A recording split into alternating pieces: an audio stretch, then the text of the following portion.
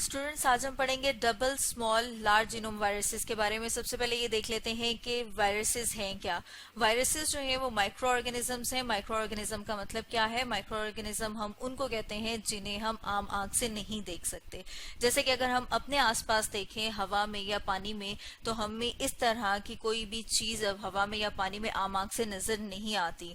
लेकिन अगर हम माइक्रोस्कोप से देखेंगे तो जैसे इस पिक्चर में नजर आ रहा है आपको कि ये छोटे छोटे से पार्टिकल जो हैं ये माइक्रो ऑर्गेनिज्म है जो कि हमें माइक्रोस्कोप से नजर आते हैं। अब अगर हम इसको बड़ा करके देखें कि इनका स्ट्रक्चर किस तरह का होता है, तो ये आपके सामने एक डायग्राम है जिसमें आपको नजर आ रहा है कि ये एक वायरस है और वायरस की ये बाहर जो ग्रीन कलर की कोटिंग है इसे हम कैप्सिड कहते हैं, जो कि प्रोटीन से मिलकर बनी हुई है। और प्रोटीन एक बायोमोलिक्यूल है जो कार्बन, हाइड्रोजन और नाइट्रोजन से मिलकर बना हुआ है।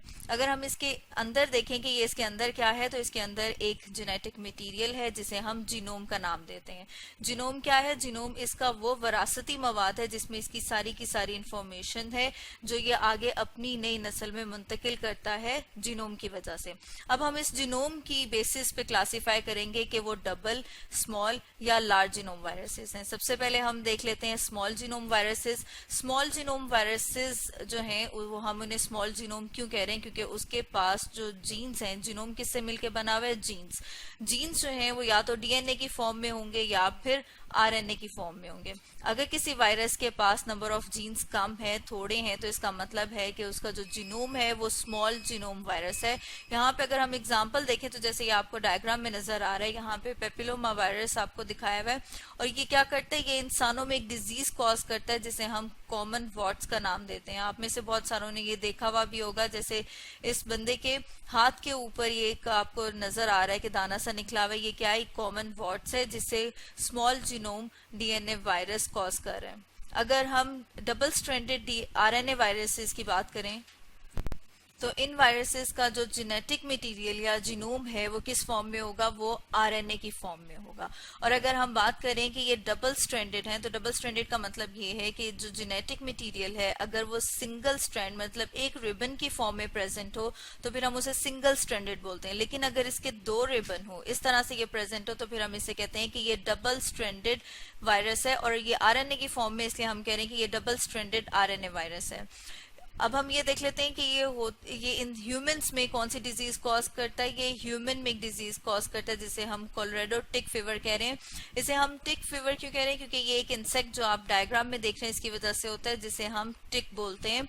और ये जो टिक है जब ये काट लेती है किसी इंसान को, किसी ह्यूमन को, तो उसकी वजह से उसको बुखार हो जाता है। और जैसे ही बुखार होगा तो उसके सिम्टम्स क्या होंगे, क्या अलामात जाहिर करेगा वो?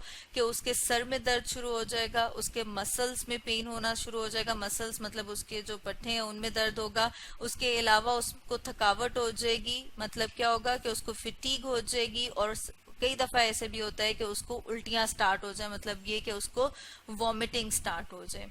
अगर हम बात करें लार्ज जीनोम वायरसेस की, तो जो लार्ज जीनोम वायरसेस हैं इसका मतलब ये है कि उसका जो जेनेटिक मटेरियल है, मतलब ये कि जो उसका जीनोम है उसमें ज्यादा नंबर ऑफ जीन्स प्रेजेंट हैं। अगर उसमें ज्यादा नंबर ऑफ जीन्स हैं तो इसका मतलब है कि वो लार्ज जीनोम है।